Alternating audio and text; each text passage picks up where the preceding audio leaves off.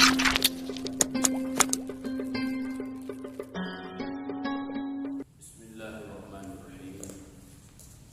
Assalamualaikum warahmatullahi wabarakatuh.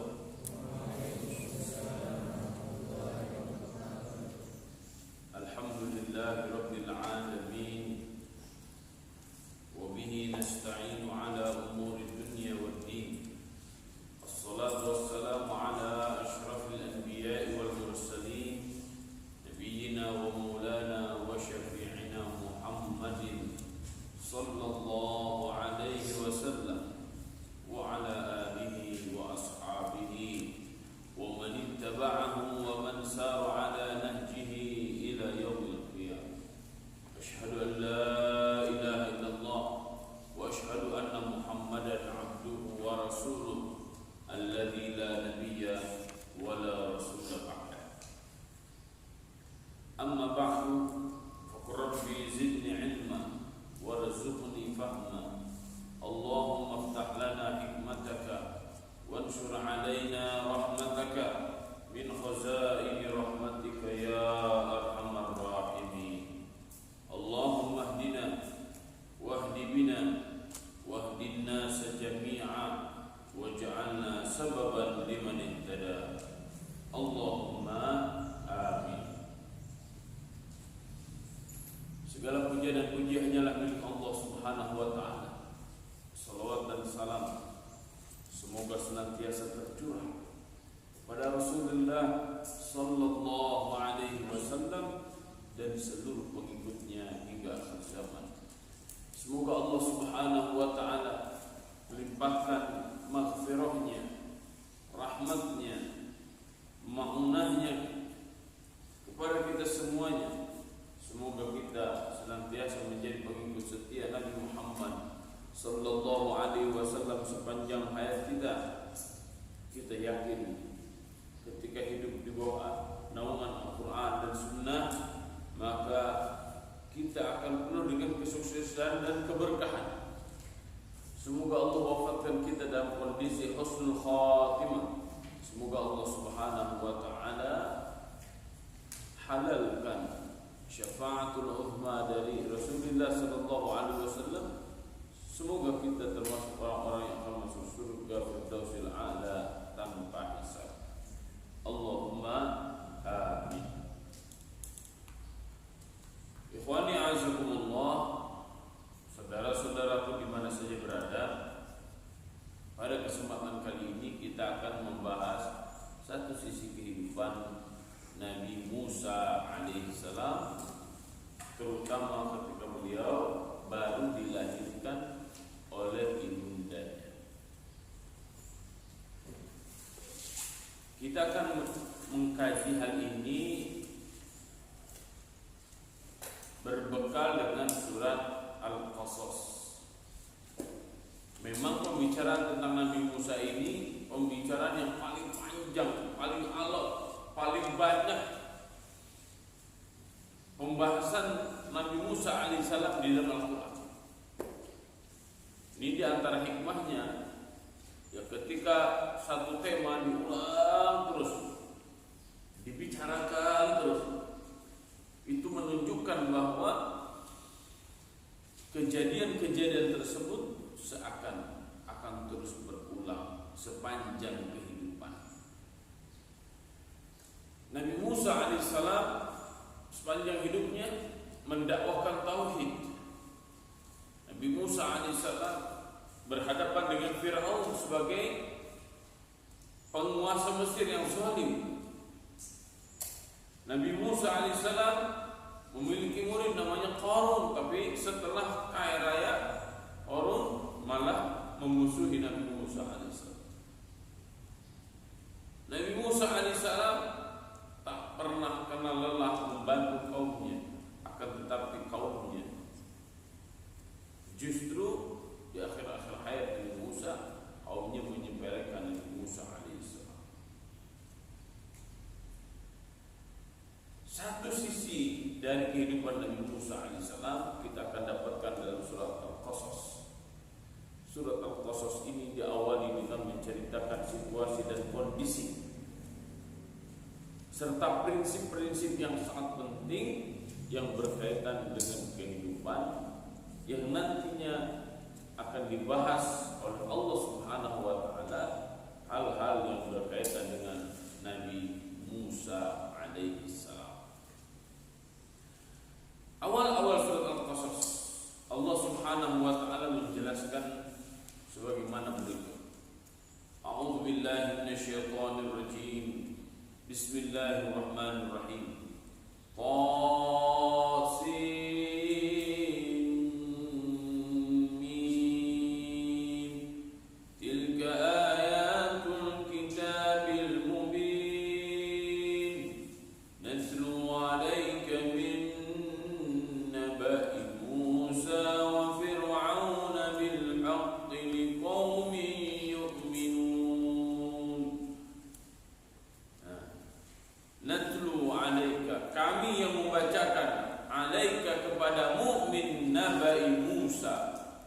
Berita penting tentang Nabi Musa wa Fir'aun dan Fir'aun bil haq dengan benar. Allah yang langsung menjelaskan kisah Nabi Musa dan Fir'aun ini. Liqaumi yu'minun, terutama bagi kita orang-orang yang beriman. Inna Fir'auna 'ala fil ardi wa ja'ala ahlaha syi'a yastad'ifu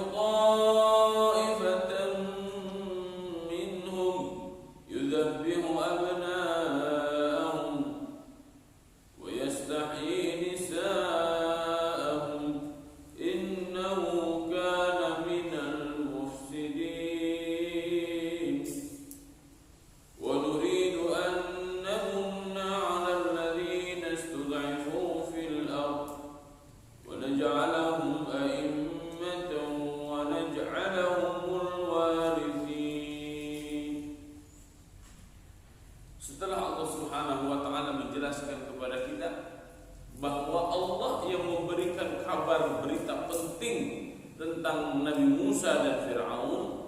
Allah Subhanahu wa taala menjelaskan siapa Musa, siapa Fir'aun. Maka diawali dengan sosok Fir'aun itu siapa? Inna Fir'auna 'ala fil ard. Sesungguhnya Fir'aun itu manusia yang paling congkak, yang paling sombong, merasa dirinya lebih hebat, lebih tinggi daripada yang lain. Wa ja'ala ahlaha, dan menjadikan penduduk Mesir pada waktu itu syi'an, berkelompok-kelompok, berpartai-partai, satu dengan yang lainnya, merasa diri paling hebat. Yastad'ifu ta'ifatan minhum, mereka ditindas oleh sebagian mereka. Bahkan sebagian yang dimaksud di sini adalah Fir'aun. Ya. Apa penindasannya? Yuzabbihu abna'ahum wa yastahyi nisa'ahum. Ada masa ketika Fir'aun yaitu menyembelih seluruh anak laki-laki yang lahir. Ya. Wa yastahyi nisa'ahum, dan membiarkan perempuan-perempuan mereka hidup. Jadi kalau lahirnya laki-laki bunuh, kalau lahirnya perempuan biarkan. Innahu kana minal mufsidin, sesungguhnya Fir'aun itu di antara orang-orang yang merusak bumi, merusak alam, merusak jagat raya, merusak tatanan kehidupan masyarakat, merusak tatanan kehidupan seluruh umat manusia. Wa nuridu, dan kami hendak an-namunna, memberikan nikmat 'alal ladzina istud'ifu, kepada mereka orang-orang yang dilemahkan fil ardi, di muka bumi, wa naj'alahum, dan menjadikan mereka a'immatan, sebagai a'immah, sebagai imam-imam, wa naj'alahumul warithin, dan sebagai pewaris bumi. Ini prinsip. Orang-orang yang dizalimi, orang-orang yang ditindas, bukan berarti mereka tidak punya harapan untuk bangkit.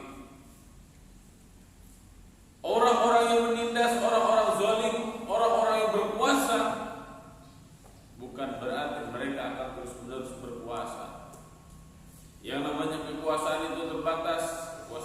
manusia itu terbatas. Ya, yang namanya harta benda manusia itu terbatas. Tapi jika yang berbicara itu yang maha tidak terbatas, yaitu Allah Subhanahu wa taala, maka hal-hal yang di luar pikiran kita mudah terjadi bagi Allah Subhanahu wa taala. Innama amruhu idza arada syai'an an yaqula lahu kun fayakun. Ya. Artinya apa? Dalam rangkaian ayat ini kita menemukan sunnatut tadawul, sunnatullah dalam pergantian. Apa yang diganti? Bisa jadi sekarang dia berpuasa, besok dia turun. Hari ini dia ada di bawah, besok dia ada di atas. Ini yang disebut dengan sunnatut tadawul, sunnah pergantian, sunnatullah pergiliran dan perguliran kehidupan. Manusia kadang ada di atas, manusia kadang ada di bawah. Manusia kadang berpuasa, manusia kadang menjadi rakyat jelata. Maka hei para pejabat, mumpung Anda sedang menjabat, gunakan jabatan Anda untuk menegakkan agama Allah. Dari mulai tingkat RT sampai tingkat presiden. Kepada Anda yang tertindas, jangan pernah putus asa dari rahmat Allah Subhanahu wa taala, karena jika Allah Subhanahu wa taala berkehendak, Anda yang tertindas itu, Anda yang terpuruk itu, bisa jadi dalam waktu sekejap Allah Subhanahu wa taala anugerahkan kepada Anda kepemimpinan, dan Allah Subhanahu wa taala berikan segala halnya yang ada di dunia ini kepada kita. Ini prinsipnya. Wa numakkina lahum fil ardi wa nuriya fir'auna wa haman wa junudahuma minhum ma kanu yahzarun. Ini Fir'aun dan Haman. Fir'aun itu orang cerdas, Haman juga orang cerdas. Fir'aun cerdasnya dalam segi kekuasaan, ya, dari segi militer. Kalau Haman kekuasaannya, kecerdasannya dari segi arsitektur tata kota, pembangunan, ya. Nah, mereka semuanya mendengarkan bisikan pembisik-pembisiknya. Orang dulu bilangnya orang pinternya. Jadi Fir'aun dan Haman mendengarkan dari para penyihir-penyihir itu bahwa kekuasaan Fir'aun akan runtuh, ya. Maka Fir'aun dengan mengetahui seperti itu, bukannya dia makin sadar, akan tetapi justru semakin menjadi-jadi. Apa kebijakan Fir'aun yang sangat merusak tatanan manusia? Yaitu membunuh setiap anak laki-laki pada zaman itu. Ya.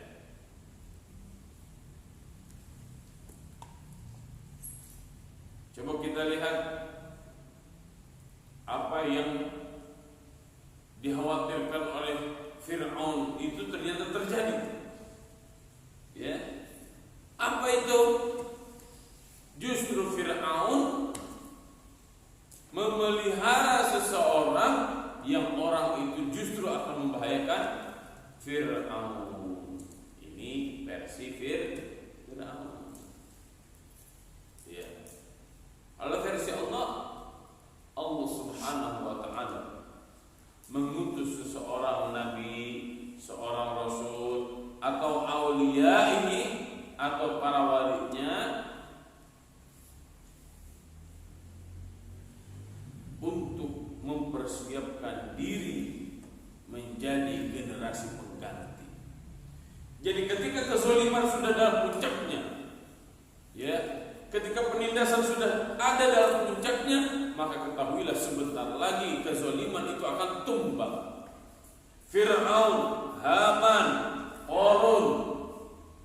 manusia-manusia yang tongah pada waktu itu sudah ada di atas kewajaran, sudah tidak wajar lagi mereka, maka ketahuilah sebentar lagi mereka akan hancur. Bagaimana hancurnya? Allah Subhanahu wa taala yang punya rencana. Di sini Allah Subhanahu wa taala mengilhamkan kepada ibunda Musa, mulailah terjadi apa yang dikhawatirkan oleh Fir'aun dan penyihir-penyihirnya. A'udzubillahi minasyaitonir rajim. Wa auhayna ila ummi Musa an ardi'i fa idza khifti 'alayhi fa alqihi fil yam wa la takhafi wa la tahzani inna radduhu ilayk wa ja'iluhu minal mursalin. Nah, perhatikan. Allah ilhamkan kepada ibunda Musa an ardi'i, agar ibunda Musa menyusui Musa. Ibunda Musa mengurus Musa. Ini keajaiban sebagai ijaz Quran. Allah Subhanahu wa taala langsung memerintahkan ibunda Musa untuk menyusui Nabi Musa. An ardi'i. Ya. Ini ketika lahiran, maka jangan langsung dikasih susu sapi, susu kambing. Ya, tapi berikanlah ASI, air susu ibunya. Ini paling baik ini. Ya. Agar apa? Agar terjadi ikatan jiwa, ikatan batin antara seorang ibu dengan anaknya, antara seorang anak dengan ibunya. Dan memang kolostrum itu ASI kualitas sangat tinggi bagi seorang bayi. Fa idza khifti, jika engkau takut kepada Fir'aun, karena pada tahun itu adalah tahun ketika yang lahirnya laki-laki maka wajib disembelih. Apa kata Allah Subhanahu wa taala? Fa alqihi fil yammi. Lemparkanlah, hanyutkanlah Musa yang baru lahir itu ke sungai Nil. Wala takhafi, engkau jangan takut. Wala tahzani, dan engkau jangan bersedih. Seorang ibu ketika baru melahirkan langsung menghanyutkan anaknya ke sungai Nil. Ya. Kemudian Allah Subhanahu wa taala mengatakan, jangan takut, jangan sedih. Wah, ini ada ibu-ibu sekarang baru lahiran, enggak jelas bapaknya siapa segala macam, akhirnya dihanyutkanlah anaknya ke sungai Cilamaya, akhirnya nyampe ke laut ke situ. Akhirnya katanya saya mengamalkan ilmunya ibunya Nabi Musa. Beda itu. Ya, jahat sekali jika ada seorang ibu seperti itu. Tapi ibunya Nabi Musa ini bukan kehendak sendiri, tapi perintah Allah Subhanahu wa taala. Maka karena ini perintah Allah, maka Allah menjamin. Wala takhafi wala tahzani, engkau jangan takut, engkau jangan bersedih. Inna raddu. Nah, diperhatikan. Inna, sesungguhnya kami raddu, akan mengembalikan Musa ilaiki kepadamu, wa ja'iluhu minal mursalin, dan Allah Subhanahu wa taala akan jadikan Nabi Musa sebagai seorang rasul. Ini perhatikan, radduhu, mengembalikannya secara perlahan, secara bertahap. Maka oleh karena itu, dalam perjuangan jangan tergesa-gesa, harus sabar. Ya, ikuti prosesnya, ikuti tahapan-tahapannya. Wa ja'iluhu minal mursalin, dan Allah Subhanahu wa taala ketika mengembalikan Musa kepada ibunya, Nabi Musa alaihissalam sudah dijadikan oleh Allah sebagai seorang rasul. Ini prinsip sangat penting dari beberapa ayat yang kita baca. Yang pertama, kisah Nabi Musa alaihissalam dengan Fir'aun di antara kisah yang menggambarkan substansi kehidupan kita, yaitu as-sirah bainal haqqi wal batil. pertentangan, pertempuran antara yang hak dan yang batil. Kapan saja, di mana saja pasti akan terjadi. Ketika kebatilan telah membumbung tinggi, telah klimaks, telah melampaui batas, maka ketahuilah kebatilan itu akan segera tumbang. Apa yang harus kita lakukan? Jangan pernah berputus asa ketika kita ada di bawah. Apa yang harus kita lakukan? Yang harus kita lakukan adalah terus berjuang, penuhi perintah Allah Subhanahu wa taala, jadikan diri kita menjadi orang-orang yang layak menggantikan peradaban yang zalim dengan peradaban yang adil. Persiapkan diri kita jika peradaban kekafiran, kemusyrikan telah merajalela, siapkan diri kita untuk mengganti peradaban yang merusak itu menjadi peradaban tauhid. Ya. Allah yang akan menjadikan itu. Wa nuridu an namunna 'alal ladzina istud'ifu fil ard wa naj'alahum a'immatan wa naj'alahum al-warithin. Allah Subhanahu wa taala akan memberikan nikmat kepada mereka yang berjuang dengan menjadikan mereka sebagai para pemimpin-pemimpin dan para pewaris bumi ini. Dari sini kita paham bahwa kekuasaan, kemenangan itu semuanya milik Allah. Ya. Ketika Allah uji kita semuanya dengan keterbatasan, dengan kemiskinan, dengan tidak berkuasa, ingat itu bukan berarti tidak punya potensi dalam diri kita untuk menjadi pemenang. Maka layakkanlah diri kalian, layakkanlah diri kita semuanya untuk menjadi para pemenang dalam kehidupan ini.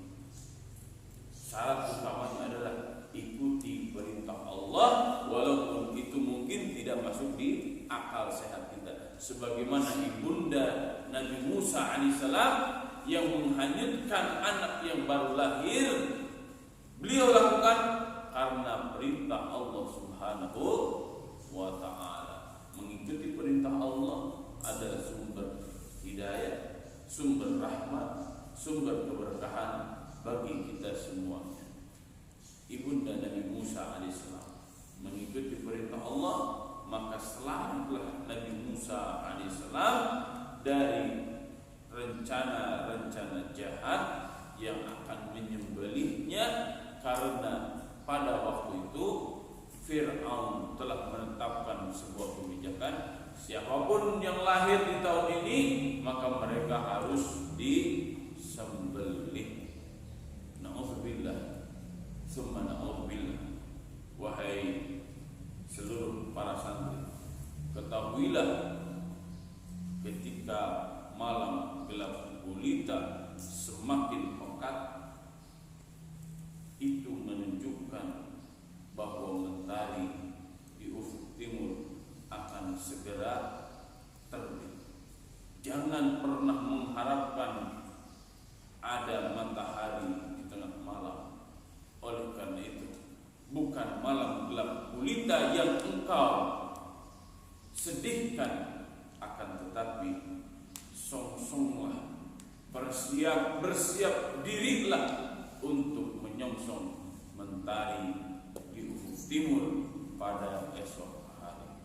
Semoga Allah Subhanahu wa taala menjadikan kita semuanya orang-orang yang memahami sejarah, sehingga Allah Subhanahu wa taala tanamkan pada kita hikmah tentang sunnatullah, yang diantaranya adalah sunnatut tadawur, sunnatullah dalam pergantian dan berguliran peradaban